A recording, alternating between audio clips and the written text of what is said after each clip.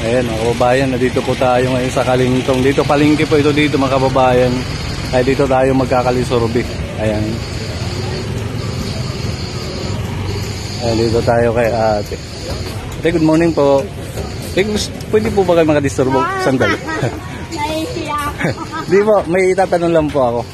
About po sa ating presidente ngayon.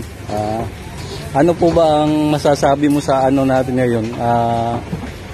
Presidente, gusto nyo bang ipagpatuloy yung pag-upo ni Bongbong Marcos o payag po ba kayo na ibalik si Pangulong Duterte?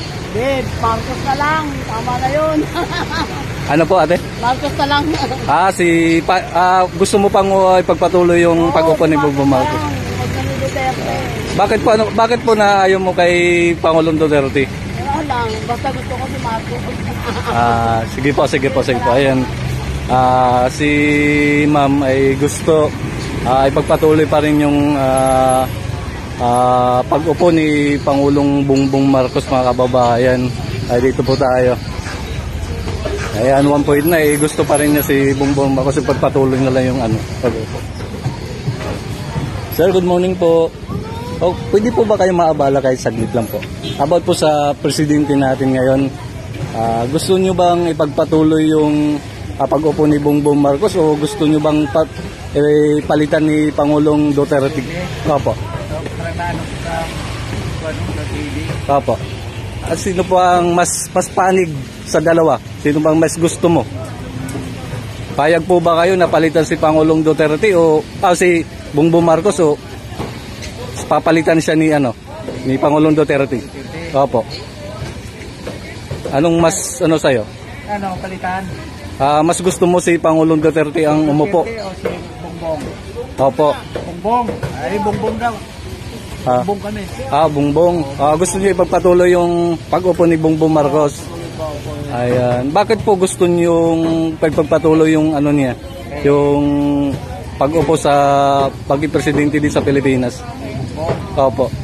Gusto nga ilan tayong nasasaon na sa Bongbong, di ba? Opo. Gusto nga makita man yung Bongbong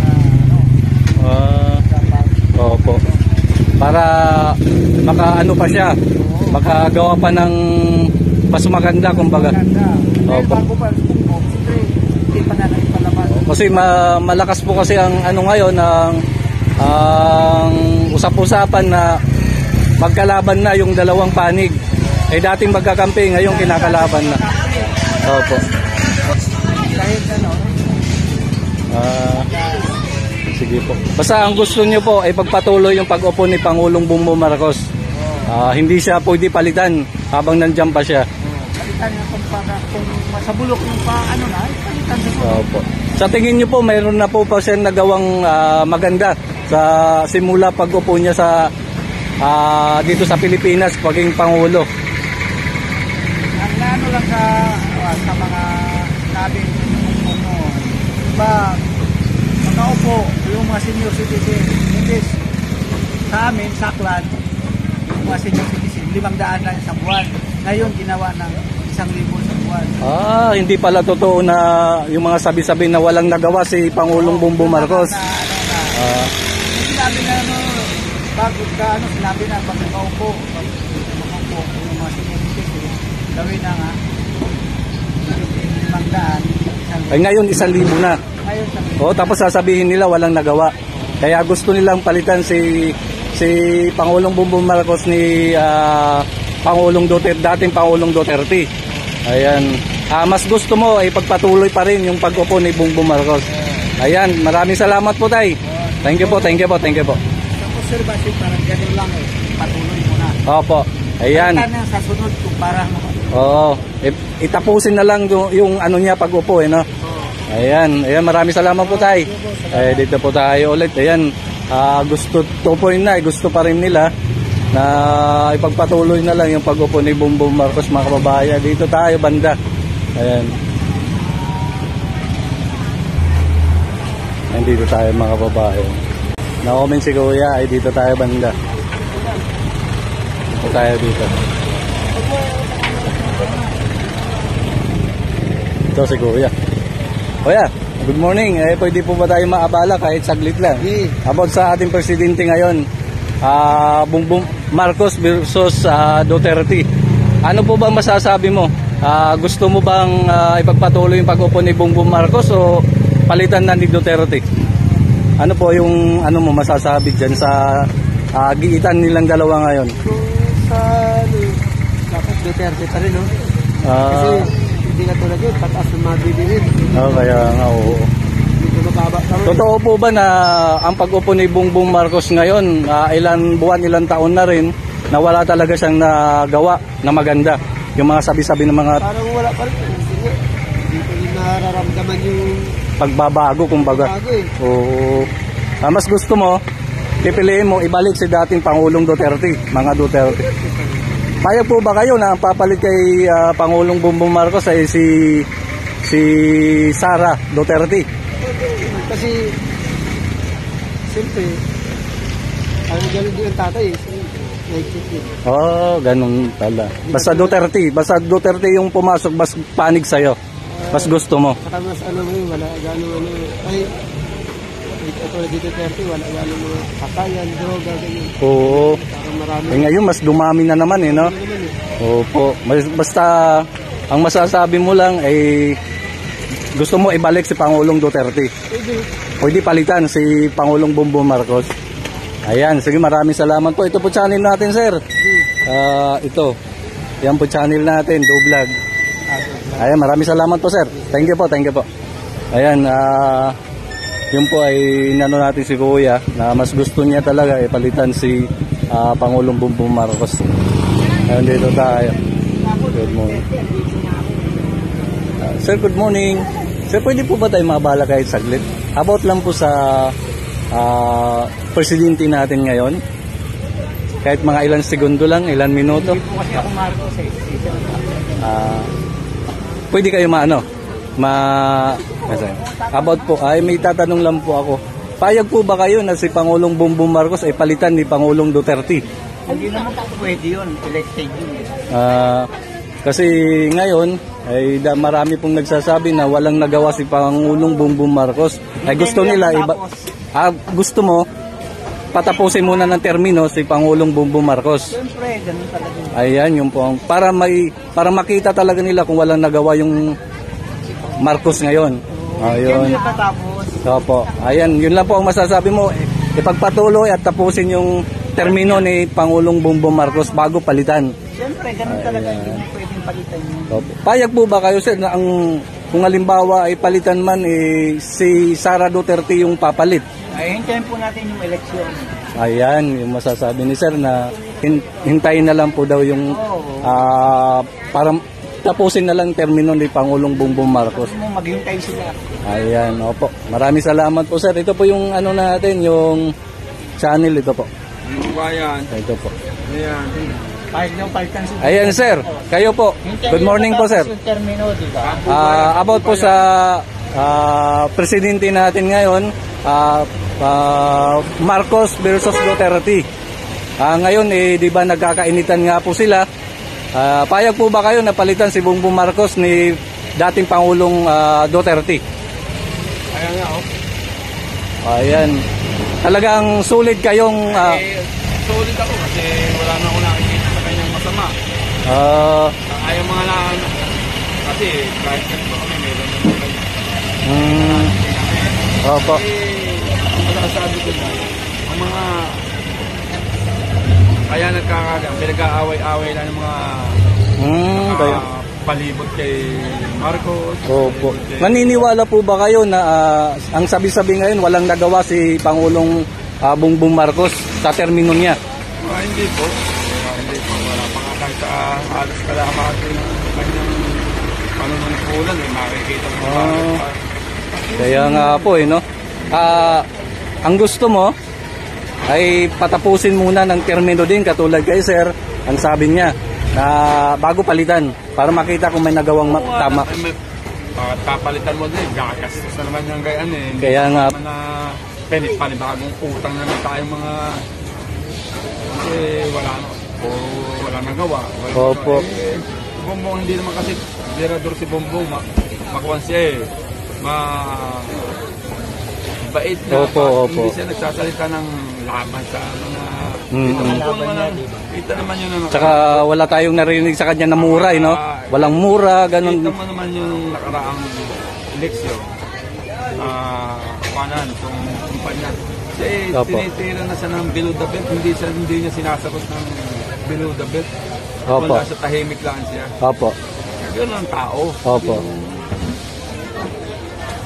Ano nangyari sa kanila? Sa iba, pagkalaban ka, yung mga kalaban niya nung nakaraan, hindi niya ginantihan eh. Kung ako yun. Ay di bali sir, gusto mo pa rin talaga ipagpatuloy yung termino ni Pangulong Bongbong Marcos. Totoo po sir yan. Yan. Hindi ako maka-Duterte ako nung panahon ni Opo. Duterte. Hindi man ako suportahan na lang natin kung anong Tama. Para makita rin natin kung mayroon siyang talagang magagawang maganda. Ay, maraming kaya ang presidente sa atin, kaya patalsikin ng mga mamamayan. Opo. Akala ko pagka nagkaisa. Opo. Okay, yun lang po sir. Maraming salamat po. Ito po yung channel natin ngayon. Ayan, opo. Sa YouTube po tayo. Kakalisorbe po tayo about sa presidente natin. Ayan, maraming salamat po. Thank you po. Ayan mga kababayan, ay yun pa lang, natin-interview natin sila sir, yung dalawa doon, na mas gusto nila ipagpatuloy mga kababayan yung pag-upo ni Pangulong Bongbong Marcos, ay hindi sila papayag na papalitan basta-basta. Ay gusto nila patapusin muna sa termino. Ayan, dito tayo banda mga kababayan. Ayan dito. Ayan dito tayo dito. Oh.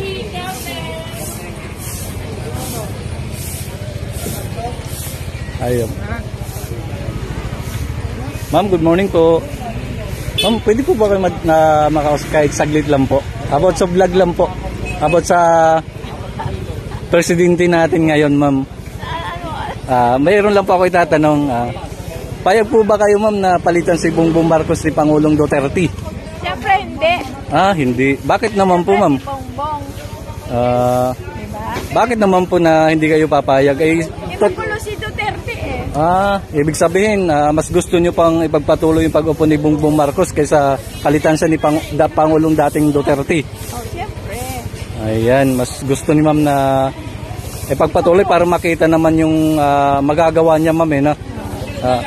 Totoo po ba yung mga sabi-sabi mo na walang nagawa si Pangulong Bongbong Marcos sa pag-upo niya ngayong taon? Hindi naman. Hindi. Marami siyang nagawa. Ayan.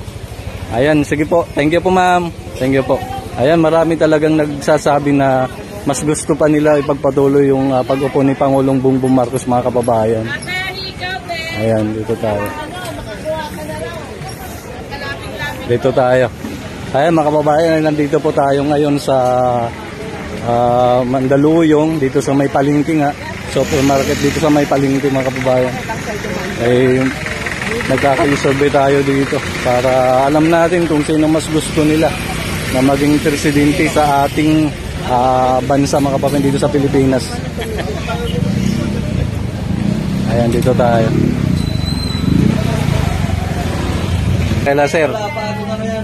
Ayan, kahit ano lang. Payag po ba kayo sir na palitan si Pangulong Bongbong Marcos ni dating Pangulong Duterte? Kasi alam naman natin ngayon na mas mainit yung ano nila ngayon, nagkakagit-gitan po sila ngayon na gustong pabagsakin yung pag-upo ni Pangulong Bongbong Marcos. Ano po masasabi niyo sir? Payag po ba kayo na si Pangulong dating Duterte yung uupo ngayon? Ano? Gusto, ibig sabihin, mas gusto mo lang ipagpatuloy muna yung pag-upo ni Pangulong Bongbong Marcos ngayon hanggang matapos yung termino.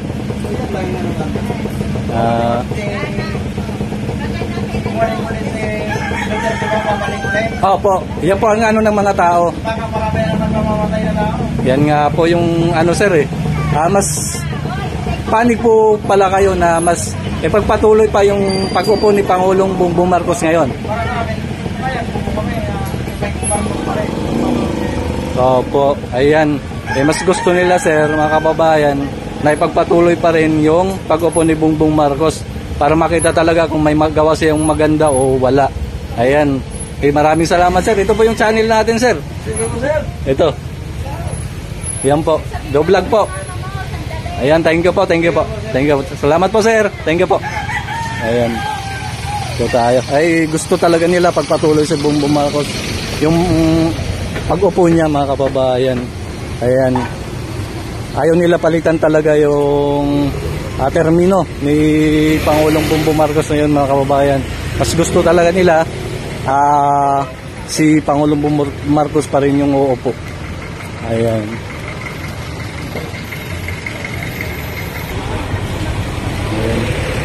Ma'am, good morning po. Ma'am, mayroon po sana akong itatanong kung pwede lang, okay lang po. About po sa ating presidente ngayon.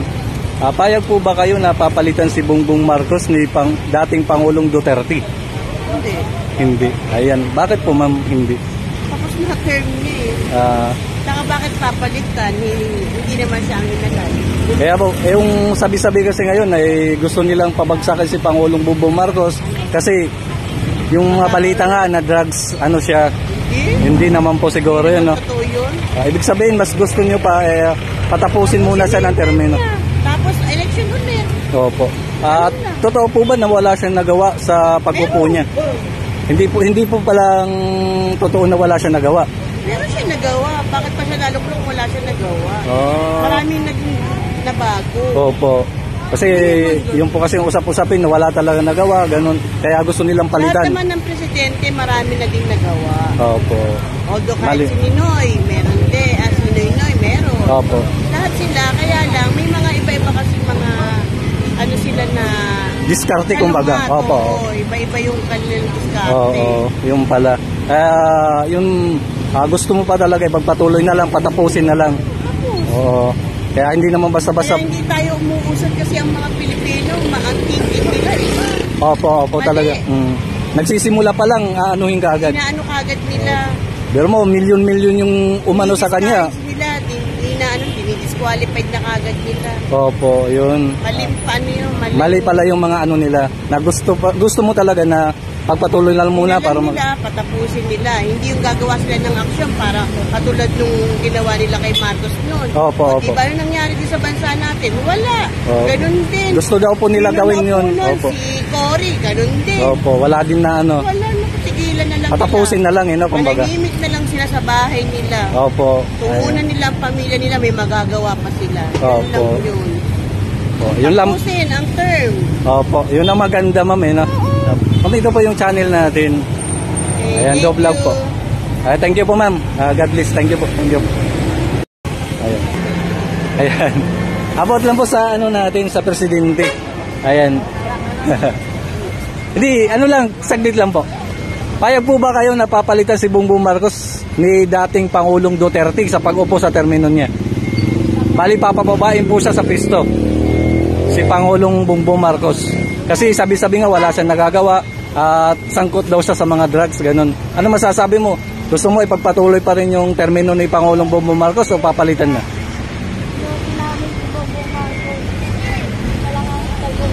Ito si nanay. Ano po, nanay? Kami po, gusto po si Bongbong Marcos. Ay, bali po, gusto mo ipagpatuloy lang yung termino ni Bongbong Marcos. Hindi siya papalitan. Bali ano po kayo? Marcos po talaga kayo? Opo. Bali, gusto mo ipagpatuloy pa rin yung termino ni Pangulong Bongbong Marcos? Opo. Hindi kayo papayag na papalitan siya ni Pangulong dating Duterte? Bakit naman po, ma'am, ay... Mahirap na po. Sabi, wala siyang nagagawa, sangkot daw siya sa drugs, gano'n. Ano pa yung mga katotohanan dun? Hindi po ba totoo yun? Ayan. Ay, mas gusto mo pa, patapusin muna ang termino bago siya palitan. Ayan po, mga kababayan, si nanay. Ano po pangalan, nay? Ano po pangalan mo? Lorna po. Ay, Lorna. Ayan. Yan, mga kababayan, mas gusto talaga nila na patapusin muna ng termino bago pababain ng pwesto si Pangulong Bongbong Marcos. Ayan, mga kababayan, si nanay ay talagang sulit daw siya na Marcos, mga kababayan. Ayan. Simula pagka ano mo na ay sulit po talaga yung Marcos. Marcoses po talaga kayo. Sa ano pa po nila, yung tatatay niya pa po. Opo. Kumusta naman po yung mga senior ngayon katulad mo? Ay totoo po ba na nalagdagan na yung ano niyo? Opo, nagdadagdagan na rin. Ayan, magandang balita. Ay hindi pala basta-basta mga kababayan. Pwede patalsikin si Pangulong Bongbong Marcos dahil nga hindi pala totoo yung mga sinasabi nila na walang nagagawa. Ayan, maraming sinanay mismo nagpapatotoo na dinagdagan na yung mga senior. Ay magkano na po yung mga ano ngayon na senior na dating 500 ngayon Nagdagan na po ng 1,000 na ngayon. Ayan. Maraming salamat, Nay. Ayan, ito naman si ate. Babalikan natin si ate. Ikaw naman po, ate. Ano po masasabi mo? Kahit kaunti lang. Papayag po ba kayo na papababain sa pwesto si Pangulong Bongbong Marcos o papalitan ni Pangulo dating Duterte? Papatuloy na lang. Para hanggang matapos. Totoo po ba na nawala siyang nagawa sa pag-upo niya? Mayroon naman. Ayan. Marami talaga mga kababayan gustong ipagpatuloy na lang at patapusin na lang sa pwesto ng pag-upo ni Pangulong Bongbong Marcos mga kababayan para makita talaga kung mayroon siyang nagawang tama o wala mga kababayan. Ito po yung channel natin, ma'am. Ayan. Sa YouTube po tayo. Ayan, thank you po. Thank you po. Sir, thank you po. Ayan mga kababayan, mas gusto pa talaga nila na si Pangulong Bongbong Marcos ay ipagpatuloy pa rin yung pag-upo niya sa dito sa Pilipinas na maging presidente mga kababayan. Ayaw talaga nila na patalsikin sa pwesto si Pangulong Bongbong Marcos ay hindi daw totoo talaga na wala siyang nagagawa. Ayun nga si nanay na interview natin na yung senior ay nadagdagan na at marami doon nagawa si Pangulong Bongbong Marcos. Ayan, ayaw talaga nila sa Duterte. Ay gusto daw nila tapusin muna yung termo ng mga kababayan. Ayan, hanggang dito na lang mga kababayan. Maraming salamat po sa ating Kalisurvey dito sa sa Mandaluyong Market. Ayan po, nandito po tayo. Diyan ang market natin. Ay dito po tayo nagkalisurvey. Ayan po yung mall dito. Ayan, maraming salamat po mga kababayan. Hanggang dito na lang. Hanggang sa muli. Ayan, thank you so much.